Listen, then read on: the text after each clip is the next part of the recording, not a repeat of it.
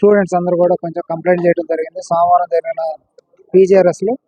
ఆ క్రమంలో భాగంగా ఇక్కడ ఎంక్వైరీ చేయడానికి వచ్చినప్పుడు కొన్ని ల్యాబ్సెస్, సివియర్ ల్యాబ్సెస్ కనిపిస్తూ ఉన్నాయి.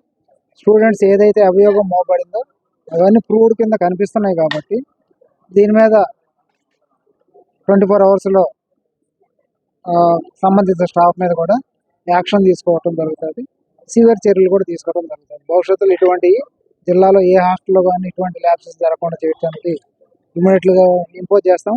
కలెక్టర్ గారి దృష్టికి కూడా తీసుకెళ్ళి ఏ విధంగా అతనికి పనిష్మెంట్ ఇవ్వాలనేది కూడా పూర్తి స్థాయిలో పనిష్మెంట్ ఇస్తాం. బిల్డింగ్ బాగా చూసే ఉన్నారు కదా, దీని మీద కొంచెం యాక్షన్.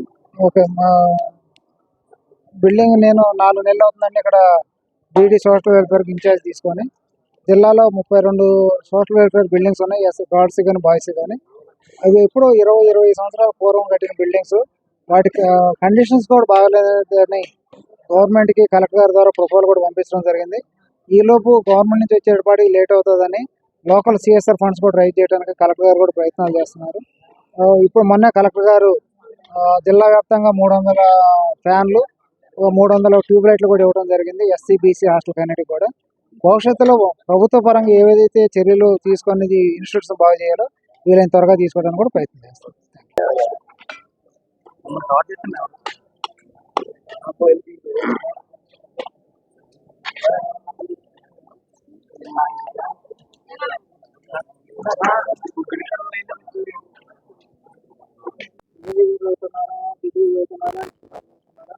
ఒకటి చెప్పేసి అడిగిందంటే